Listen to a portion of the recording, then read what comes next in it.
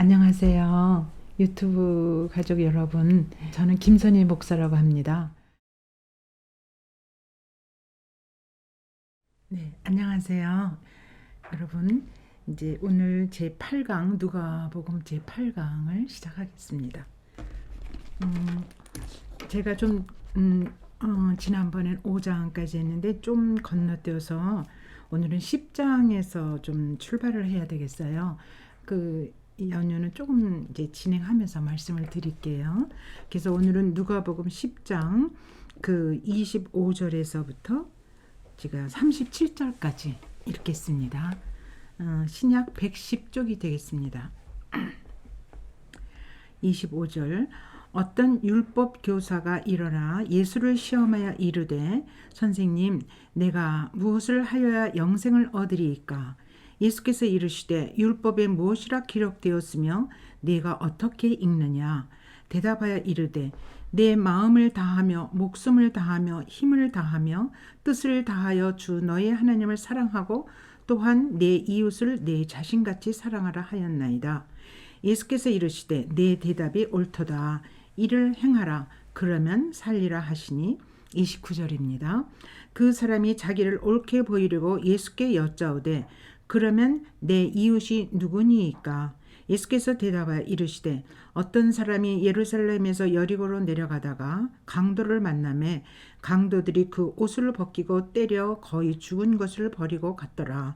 마침 한 제사장이 그 길로 내려가다가 그를 보고 피하여 지나가고 또 이와 같이 한 레위인도 그곳에 이르러 그를 보고 피하여 지나가되 어떤 사마리아 사람은 여행하는 중 거기 이르러 그를 보고 불쌍히 여겨 가까이 가서 기름과 포도주를 그 상처에 붓고 싸매고 자기 짐승에 태워 주막으로 데리고 가서 돌봐주니라. 그 이튿날 그가 주막 주인에게 데나리온 2를 내어주며 이르되 이 사람을 돌봐주라. 비용이 더 들면 내가 돌아올 때에 갚으리라 하였으니 네 생각에는 이 세 사람 중에 누가 강도 만난 자의 이웃이 되겠느냐. 이르되 자비를 베푼 자니이다. 예수께서 이르시되 가서 너도 이와 같이 하라 하시니라. 여기까지 읽었습니다. 이거는 지금 누가복음 10장 여러분이 잘 아시는 우리가 늘 익히 들어왔던 선한 사마리아 사람의 그 비유라 그럴까? 하여튼 그 내용이 25절에서부터 37절까지 내용 중에 아주 중요한 그 자리를 차지하고 있습니다. 선한 사마리아 사람의 그 모든 것이. 그래서 이제부터 말씀을 한 절 한 절 우리가 이렇게 살펴보겠는데 제가 왜 이렇게 여기서부터 다시 좀 이렇게 띄어서 하게 되는가 하면은 예수님의 사역이 이제 쭉 두 부분으로 이렇게 크게 보면 나눠집니다. 세 부분도 말을 할 수가 있죠. 맨 처음은 예수님의 탄생 기사가 나오죠. 그 다음에 예수님의 갈릴리 사역이 되고 그 다음에는 예수님의 소위 여행기라고 그러나 예루살렘을 향하여 가는 예수님의 여행 설화, 여행 이야기가 쭉 나옵니다. 그리고 이제 예루살렘에 도착해서 결국은 고난을 당하시고 십자가에 죽으시고 그리고 부활하시고 승천하시는 이런 전체적인 내용이 누가복음에 쫙 24장까지 수록되어 있잖아요.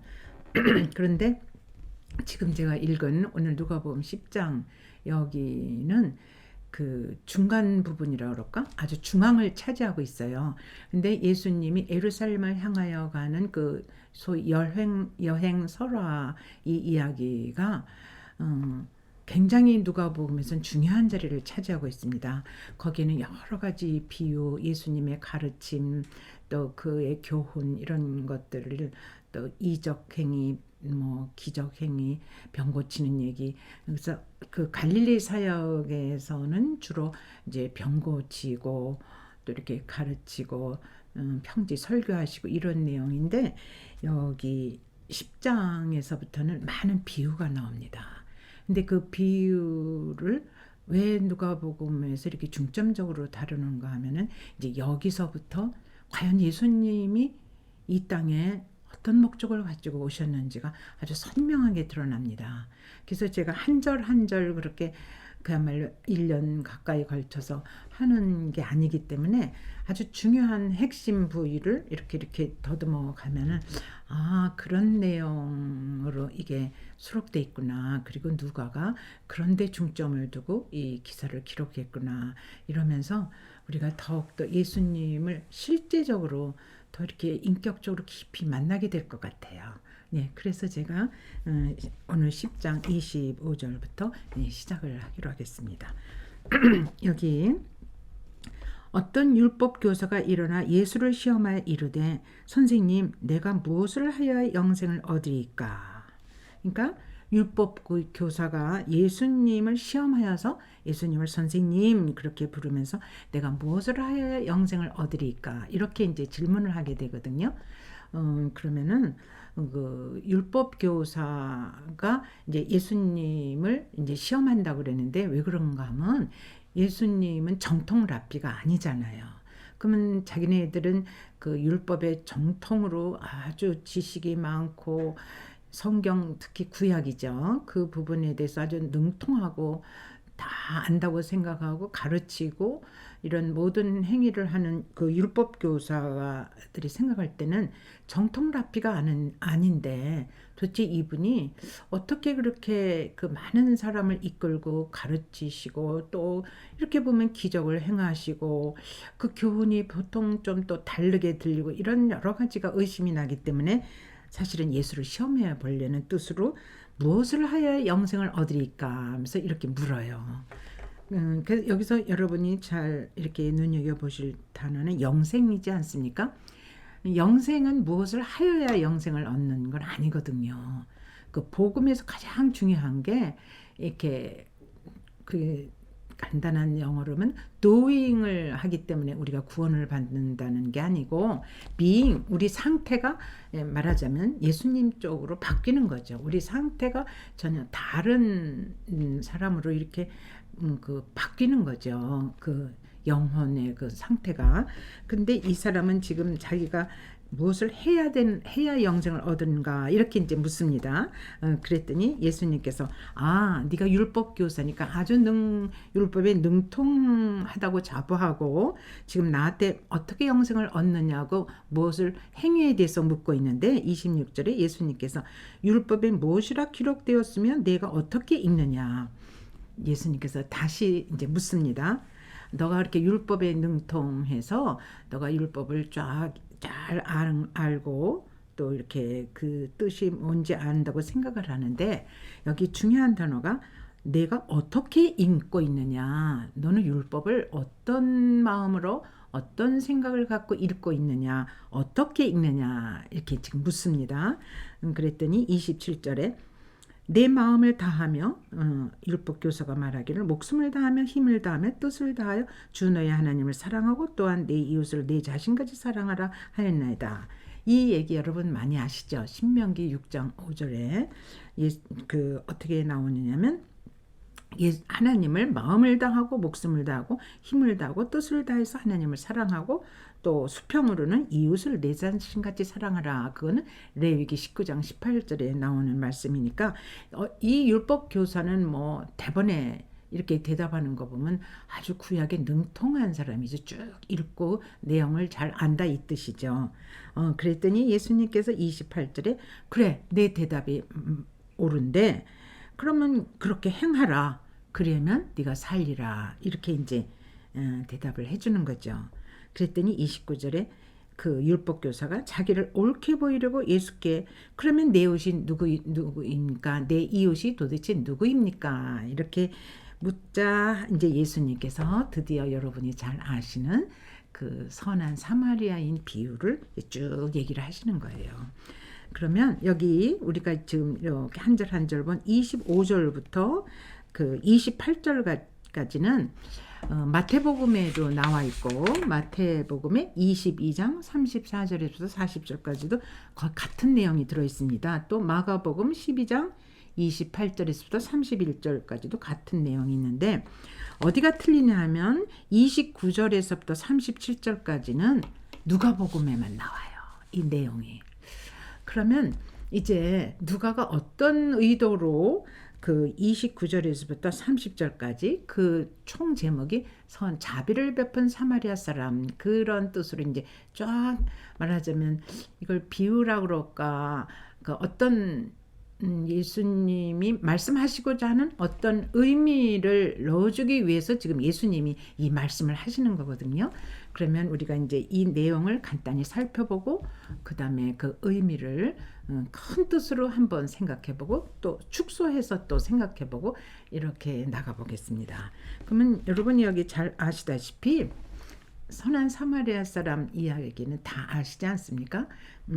어떻게 되냐면 그 어떤 사람이 예루살렘에서 여리고로 내려가다가 이제 강도를 만나요. 그래가지고 그 강도한테 옷도 벗겨지고 거의 그 매를 맞고 해서 죽을 지경이 되고 아예 버려버리고 그 강도가 간 거죠. 그랬더니 한 제사장이 지나가다가 그냥 휙 보고 가버리는 거예요. 또 조금 지나다가 한 레위인이 이렇게 보고 뭐 이 사람이 도대체 어떻게 된 상태야. 그러면서 그냥 이렇게 슬쩍 보고 가버리는 겁니다. 그런데 33절에 보면 어떤 사마리아 사람이 자기가 여행하는 중에 있었는데 이렇게 보니까 한 사람이 이렇게 정말 인사불성으로 누워 있는데 이렇게 흔들어 보니까 아직 숨은 안 끊어지고 살아있거든요. 근데 그대로 내버려 두고 가면 이제 곧 죽을 것 같으니까 이 사람을 이제 기름과 포도주로 이제 이렇게 상처를 다 이렇게 씻어주고 또 이렇게 싸매주고 그래가지고 자기 짐승에 태워가지고 주막에 데려가요. 그래가지고 돌봐주면서 자기가 그 이튿날 그 주막 주인에게 2데나리온을 주면서 이 사람을 잘 돌봐주시오. 그리고 그 비용이 더 들거들랑 2데나리온 이상 들거들랑 내가 돌아올 때 당신에게 갚겠습니다. 그랬더니 예수님께서 그러면 이 세 사람 중에 너가 생각할 때 누가 강도 만난 자 이웃이 되겠느냐. 그러니까 이 이야기, 이 비유를 지금 율법교사가 듣고 있는 거잖아요. 그랬더니 율법교사가 뭐라고 대답을 하냐면 자비를 베푼 자입니다. 그러니까 선한 사마리아 사람의 그 행동이 자비를 베푼 걸로 알고 그 사람처럼 하는 것 그게 이제 이웃에게 내가 할 일인가 봅니다. 이렇게 얘기를 하니까 예수께서 이르시되 가서 너도 그와 같이 자비를 베풀어라. 이런 뜻이죠. 이제 제가 그 내용을 여러분과 이렇게 다 아는 내용이지만 이렇게 한번 훑어봤습니다. 그러면 왜 누가는 마태 마가가 25절부터 28절까지 그 율법교사의 대답 하나님을 어떻게 사랑하고 이웃을 어떻게 사랑하는가 이 이야기가 나온 다음에 그 뭐 때문에 지금 누가가 그 다음에 사마리아 사람 비유를 들었을까 한번 생각을 해보면 좋겠습니다. 제가 지난 시간에도 말씀드렸지만 누가는 이방인이에요. 그래서 그 복음서 중에 이방인으로 이 성경을 기록한 사람은 누가밖에 없거든요.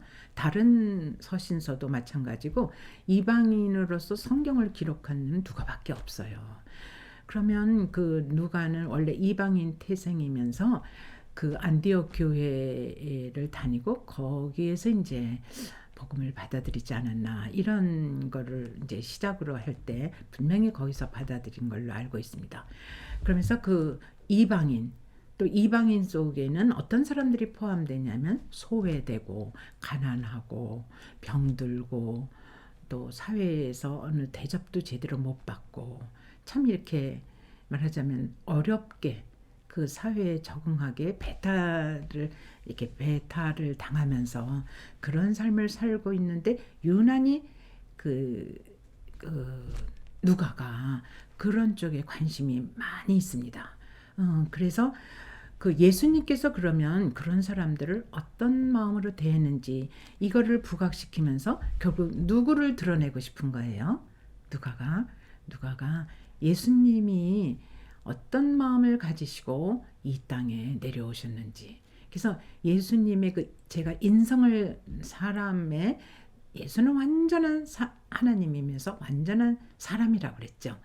예수님의 사람됨, 그거 정말 인간의 그 뭐라 그럴까, 인간의 근본, 인간의 이런 것들이 어떤 생각을 예수님이 갖고 계신지를 이렇게 드러내 보여줘야 우리는 여기서 사람 되신 그 예수님을 만날 수 있다, 이 말씀이에요.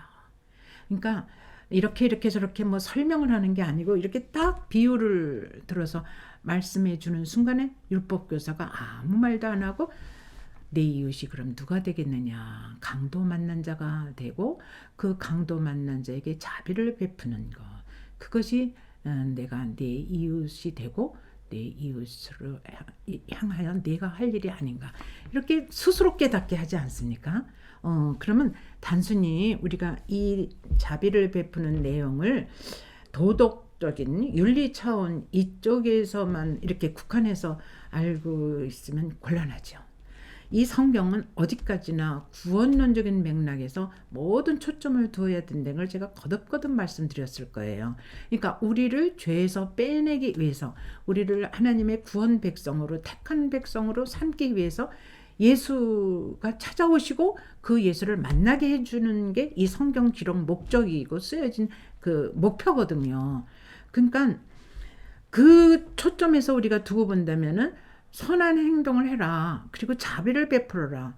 그런 거는 다른 종교에서도 얼마든지, 불교에서는 특히 자비를 베푼다는 게 굉장한 주제가 되지 않습니까?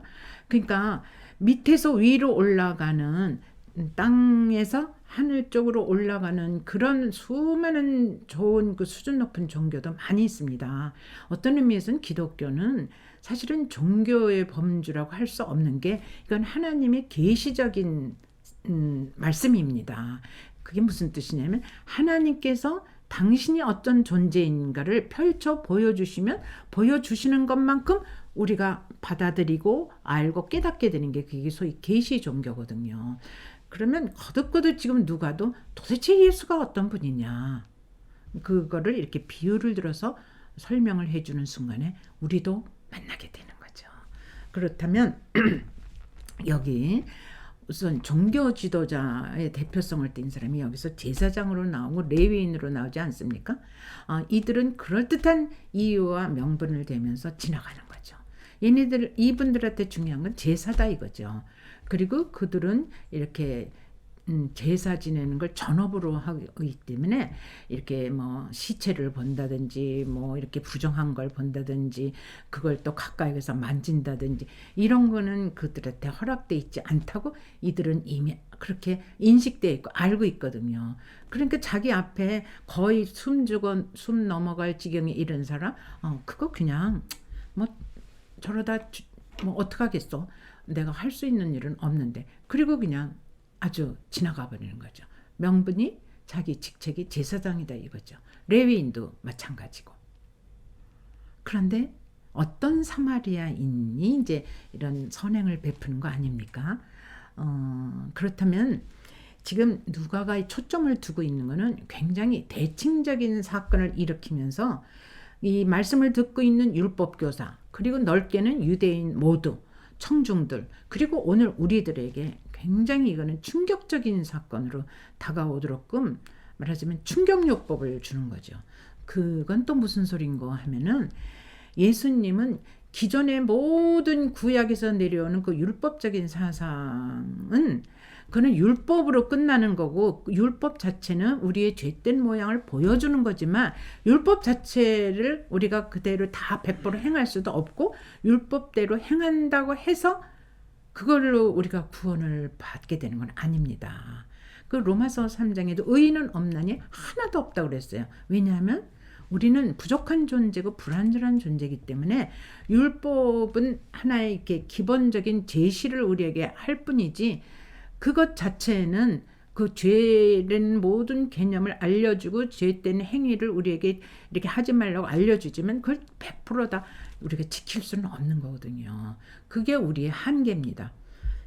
그렇기 때문에 그것으로 구원받을 수 없다는 것을 예수가 이제 오셔서 소위 그거를 이제 하나님 나라가 이 땅에 도래했다고 이렇게 얘기를 하거든요. 그래서 예수님도 때가 찼으니 회개하고 하나님을 믿으라 이렇게 나오거든요. 그러니까 소위 하나님 나라 이런 개념으로 이제 신학에서는 얘기를 하고 있는데 우리가 구체적으로 이제 어떻게 하면 그러면 그들의 구약의 율법과 예수님이 오셔서 말씀하시고 그가 행동하시고 그리고 우리를 구원하는 그 뭐라 그럴까 그분이 갖고 계신 생각은 예수가 어떤 분인지를 이 본문을 통하여 말씀을 통하여 성령이 조명할 때 여러분이 예수를 만나게 돼요.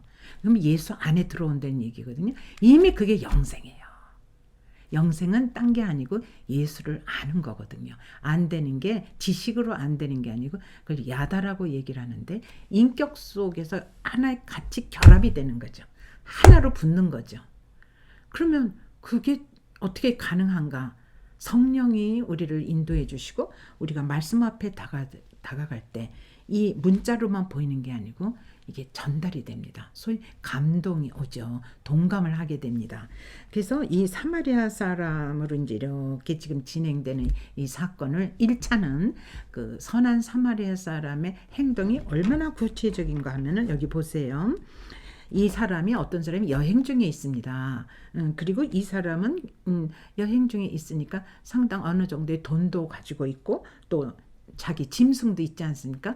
아마도 여기 예루살렘에서 여리고로 내려가는 길이니까 이 사람이 이제 짐승 뭐 쉽게 얘기하면 나귀라 그럽시다. 나귀를 타고 이제 이렇게 올라가고 있는데 여리고를 지나가고 있는데 이런 사건을 만나게 된 거예요. 그랬더니 이 사마리아인은 이거를 외면을 못하고 직접 가서 다 행동이 나오지 않습니까? 다 닦아서 그 짐승에 올려놓고 자기도 같이 타고 주막에 데려가서 눕혀놓고 다시 돌봐주면서 그 다음 날까지 주막 주인에게 부탁을 하고 나오지 않습니까? 그러면서 중요한 게 내가 돌아올 때까지 갚아주겠다. 그러니까 다시 또 돌아온다는 얘기죠.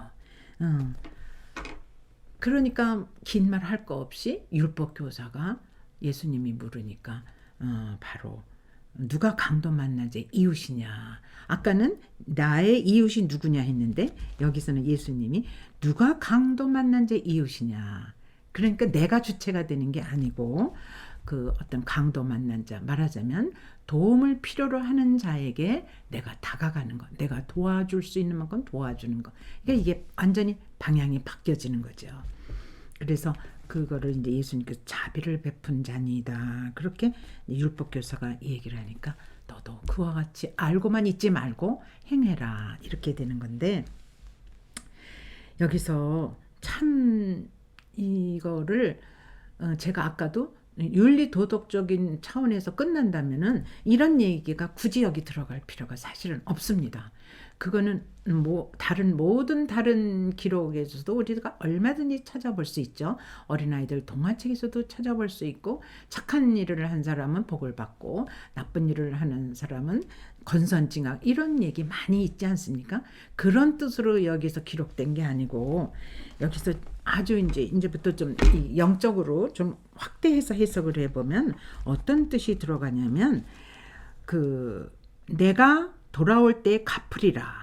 이 사람을 돌봐주라. 비용이 더 들면 여기 35절이 굉장히 중요한 구절입니다. 뭐냐면 내가 돌아올 때 갚으리라.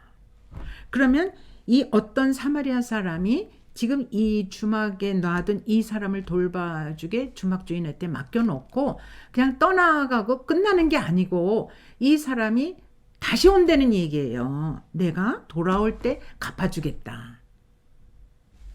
이게 우리가 좀 더 확대 해석을 하면은 사실은 이 사마리아인의 그 예수님께서 이 말씀을 하시는 저 깊은 의중은 이 어떤 사마리아인은 이게 비유라고 그랬잖아요. 사실은 누구의 마음을 나타내고 싶은 거예요. 예수님이 자기 자신을 알려주고 싶은 거예요. 그럼 그 예수님 자신은 어떤 존재냐? 다시 온다는 거예요. 그럼 여러분 얼른 생각이 나시겠죠? 다시 오시는 그분 예수님의 재림 아닙니까? 그러니까 여기에서 이 비유를 통하여 보여주는 것은 예수님이 어떤 사마리아인으로 이렇게 바꿔서 여기에 지금 은유적으로 비유적으로 표현을 하는 겁니다. 이게 포인트예요. 이 본문의 총 포인트예요. 어떻게 되느냐면 이제 요한복음도 마찬가지고 사복음서에서 가장 중요한 거는 예수가 어떤 존재인지를 여러분이 말씀을 통하여 이렇게 배우고 이렇게 읽게 되는 어느 순간에 참 간절히 바라옵기는 성령님께서 그 예수를 여러분 듣는 여러분 배우는 여러분에게 만나게 해주신다는 얘기예요. 그런 의도가 있기 때문에 누가가 여기다 이걸 기록한 거예요. 어떤 사마리아인이란 하나의 비유에 불과하고 실제는 예수가 바로 이런 존재구나. 그러니까 여태까지 그 어떤 종교인도 그 어떤 레위인도 바리새인도 서기관도 또 유대인 모두가 이런 예수와 연합된 예수의 마음을 갖고 있는 사람이 없었다는 얘기예요. 이들은 오직 율법만 잘 지키면 우리는 아브라함의 자손이고 우리에게는 더 이상 다른 복음이 필요 없다고 생각을 했었거든요. 천만의 말씀.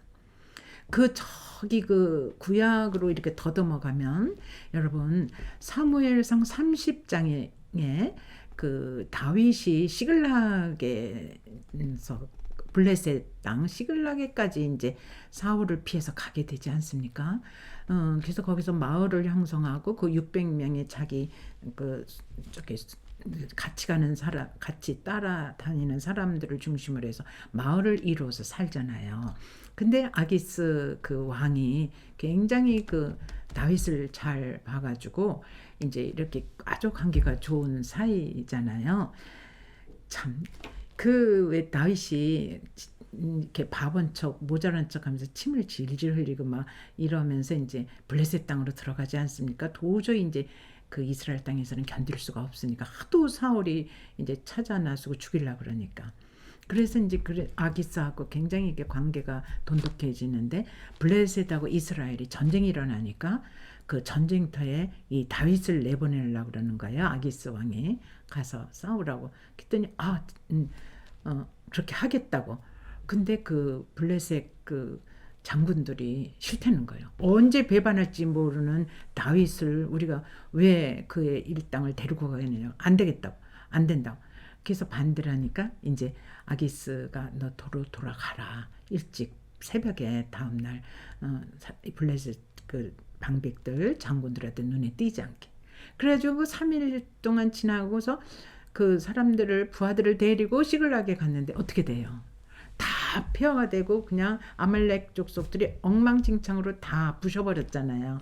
그래가지고 통곡을 하고 있는데 다윗을 막 부하들이 오히려 죽이려고 막 그러니까 하나님 앞에 에봇을 입고 기도하잖아요. 그때 하나님께서 나가서 다시 싸워라. 추적해서 싸워라. 그러면 너에게 승리가 임할 거다. 이런 말을 믿고 가지 않습니까? 막 부셀 시냇가로. 근데 가다가 어떤 소년이 모래사장에 이렇게 쓰러져 있는 거예요.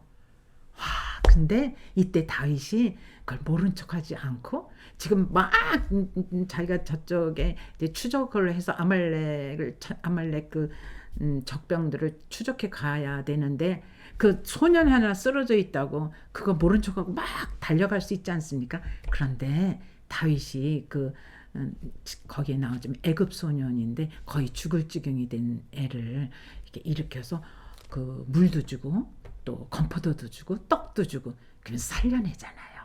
그랬더니 이 소년이 너는 어디서 온 누구냐 그랬더니 나는 아말렉 군대에 가서 시글락을 쳐부수고 같이 거기 동참한 군인인데 우리 주인이 이제 내가 쓸모없다고 내가 아프고 병들었다고 나를 버려서 이제 내가 이 지경이 됐는데 당신이 나를 살려줬다. 그러면은 군대에 너를 어딘지 네가 방향을 알려주고 같이 인도 좀 해줄래? 그랬더니 나를 그쪽에도 넘겨주지는 않는 데는 보장이 있으면 내가 말을 해주겠다. 물론이지. 그래서 이 애굽 소년이 그 안내를 하잖아요. 아말렉 군인들이 이제 어디 가서 막 그냥 승리의 개가를 울리고 춤을 추고 먹고 막 그럴 때 걔가지고 가서 하루 종일 싸워가지고 도로 다 찾아오지 않습니까? 제가 왜 이 말씀을 드리냐면 이 다윗이 어떻게 되냐면 마태복음 1장에 보면 예수 그리스도의 계보라. 그래서 아브라함과 다윗의 자손 예수 그리스도의 계보라. 그러니까 그 다윗의 계보를 이어서 이 땅에 누가 오셨냐면 예수 그리스도. 그분이 오셨단 말이에요.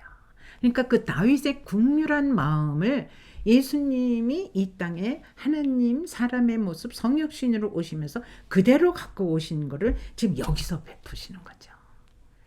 그래서 가장 초점은 뭐냐면 그 성육신에서도 우리가 십자가에 오셔서 십자가에 돌아가 죽으셨다 피 흘려서 우리의 내 죄를 위해서 그 저기 위로 올라가면 왜 그렇게 하셨는지 그거는 가장 중요한 게 자비를 베푸시는 마음이에요. 국률이 보신단 말이에요. 그 국률이 보신다는 거는 창자가 토박토박 나는 거잖아요. 그러니까 창자가 찢어 끊어질 만큼의 우리를 향한 그 애타는 마음, 국률이 여기는 마음, 불쌍히 여기는 마음, 그 마음 때문에 그 당신의 그 사랑과 그 사랑 속에 우리를 구원하시기 위해서 이 땅에 사람의 모습으로 일단 오신 것, 그게 인카네이션, 성육신 아닙니까? 그러기 때문에 그 마음으로 우리를 죄에서 빼내시는 그 국률한 마음이 전제가 그게 전부기 때문에 우리를 구원시켜 주시는 거죠. 그러니까 우리가 예수 앞에 간다는 건 말씀 앞에 간다는 건 예수 쪽으로 가는 거거든요. 그래서 예수님의 하시는 말씀을 자꾸 이렇게 따라가다 보면 생명의 빛이 성령께서 여러분을 비추신다는 얘기죠. 그러면 여러분도 자신도 모르게 그 예수의 국률하심이 여러분에게 공감이 되는 거죠. 그러니까 다윗이 그 국률한 마음을 가지고 그 애굽 소년 다 죽어가는 애굽 소년을 살렸을 때 다시 놀라운 그 아말렉에서 모든 것을 도로 찾아와서 거기 부인도 다 자식도 거의 다 포로로 잡혀갔었거든요. 재물과 그 전리품과 그걸 다 도로 찾지 않습니까? 근데 그 전제의 앞에 있었던 얘기가 뭐냐면 아무 가치도 없고 소위 버려지고 쓸모없어서 아무짝에도 소용없다고 생각하는 그 애굽 소년을 구해내잖아요. 살려내잖아요. 지금 예수께서 그 일을 하신 거죠. 그거를 어떤 사마리아인이 한 걸로 이렇게 비유적으로 말씀을 해주시는 거죠. 그럴 때 이 본문 속에서 그리고 사무엘상 30장에 나오는 그 본문 속에서 여러분은 그 다윗의 국률한 마음이 느껴지듯이 다시 예수 그리스도께서 우리를 향한 나를 향한 그 국률하심이 느껴진다면 여러분은 그 순간 예수 안에 들어오시는 게 되죠. 그럴 때 그 예수의 마음 때문에 자기도 모르게 생명의 빛이 다시 나가는 거죠. 그게 우리의 자비로운 행동으로 나가게 되는 거죠. 내가 그렇게 해야 되기 때문에 내 의지 그걸로 하게 되면 어떤 현상이 일어나냐면 내 의가 드러나요. 그래서 나를 인정 안 해주면 나는 그 행동을 하다가 중단할 수밖에 없어요. 나를 인정 안 해주니까. 그게 아니고 내 안에 예수의 국률하심이 들어온다 이 말씀이에요. 그러면 나도 모르게 내가 움직이는 것, 내가 행동하는 것, 내가 말하는 게 예수의 그 향기, 빛, 예수의 냄새, 이 참 생명의 이것이 들어오는 거죠. 그게 누가복음 1장 그의 탄생부터 해서 쫙 해서 십자가 사건 그리고 그의 부활하심. 그래서 부활하셔서 다시 배반했던 제자들을 예수님이 그 찾아오시잖아요. 그래서 아침에 조반 생선을 구워주시고 구워놓고 와서 조반을 먹으라고 부르시잖아요. 그때 베드로가 주여 당신이 나를 사랑하시는 것 내가 당신이 더 잘하실 것입니다. 그래서 베드로나 다른 제자들도 거기서 무릎을 꿇잖아요. 그래서 우리도 신앙생활을 해나가면서 여러 번 이 계단이 있는 것 같아요. 한동안 이렇게 믿음이 이렇게 오르는 것 같다가 어느 순간에 또 이렇게 또 추락이 돼요. 그러니까 베드로도 3번이나 예수님을 부인하지 않았습니까? 그러면서 하나님이 다시 또 이렇게 찾아오셔서 말씀에서 들려주실 때 또 우리의 마음이 뜨거워지고, 그래서 예수님이 왜 말씀을 풀어주실 때 엠마로 가는 2제자 내려갈 때 말씀을 풀어줬더니 저들의 마음이 뜨거워졌다 그러지 않습니까?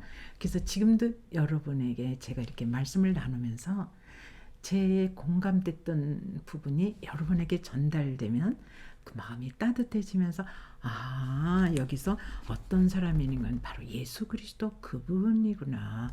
그거를 알려주기 위해서 누가가 여기에다가 이 비유를 집어넣으면서 강도 만난 자의 이웃이 그것이 네가 참 이웃이 되는 거다. 이 말씀에 네가 동감을 한다면 너도 그렇게 자비를 베푸는 사람이 될 거다. 그것이 영생이니라. 이렇게 가르쳐 주는 거죠. 그래서 정말 누가가 이렇게 하고 싶은 얘기가 진정한 예수의 마음을 알려주고, 그러면서 그 당시 그 유대에 굉장한 그 민족적인 편협성이 있었고, 그 이웃을 어떻게 알고 있었냐면 유대인들이 그 가장 가까이 같은 유대 민족으로 가까이 잘 알고, 그리고 또 이렇게 생각이 같고 예배나 이런 모든 것들을 같이 드릴 수 있고, 그러니까 동족끼리만의 연관된 거죠.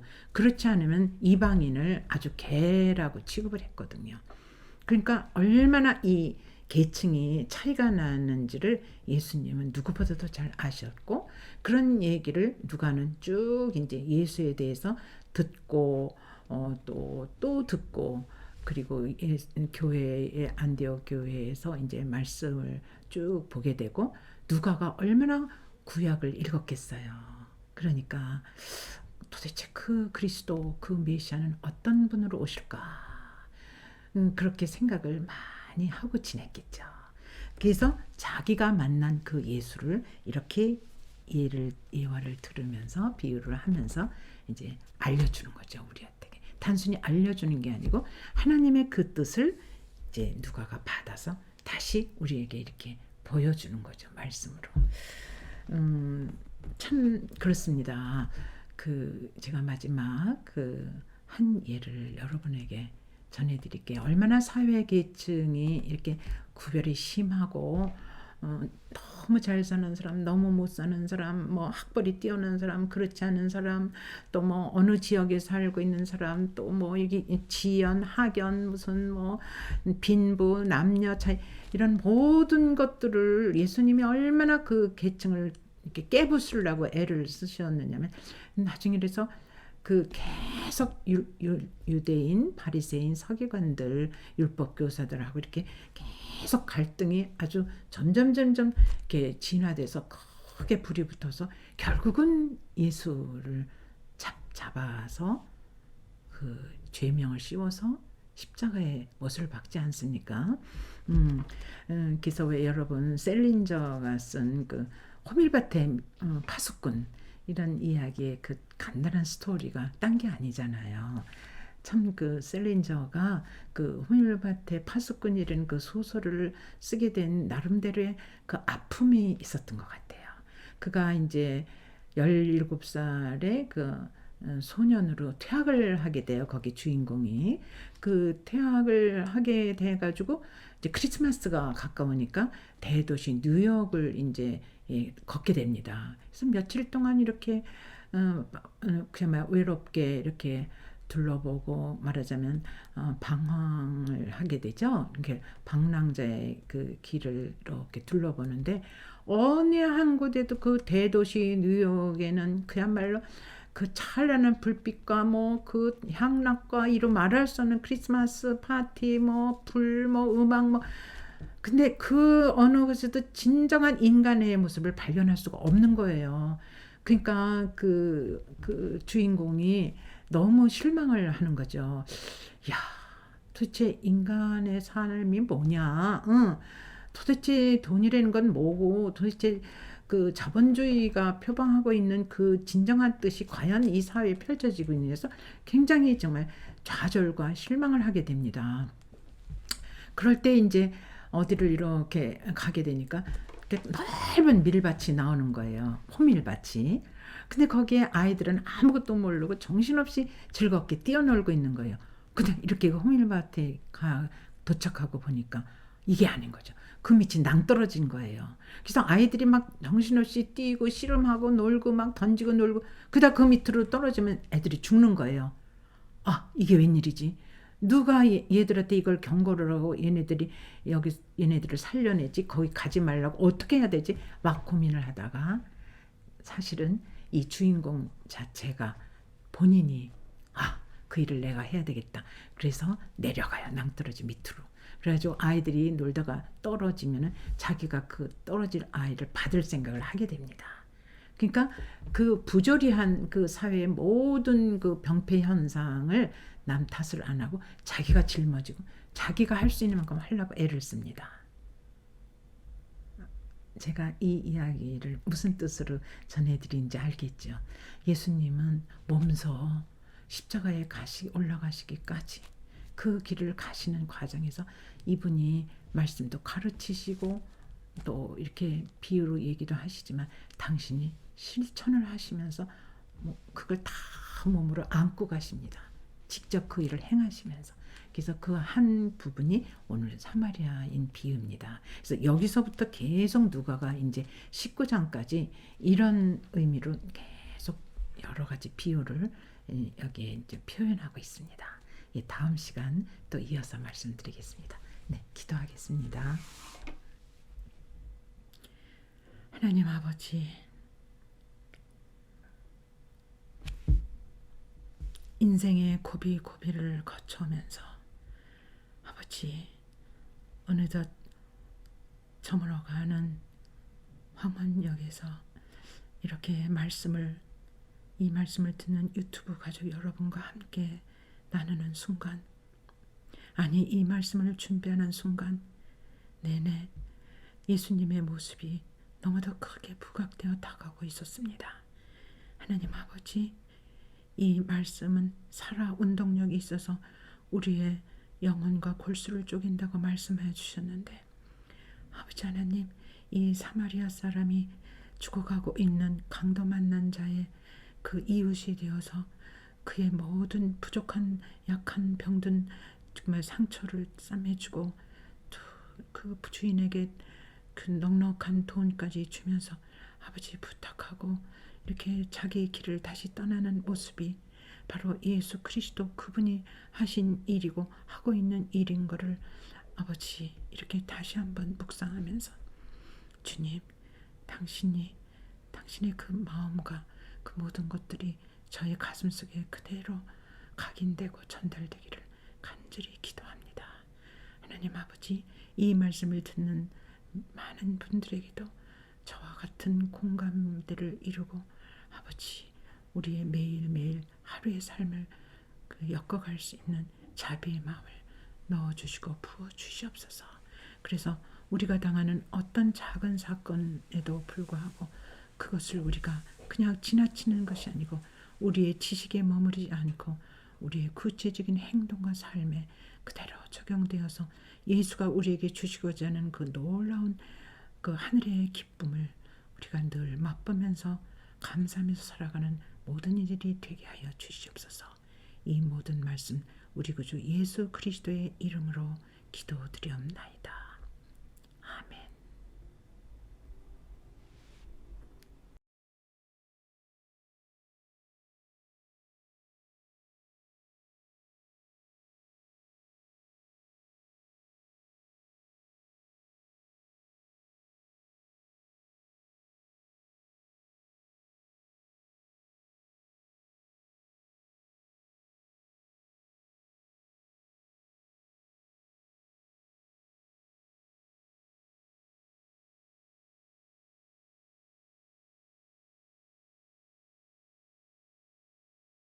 사람은 사랑하기 위해 태어났다.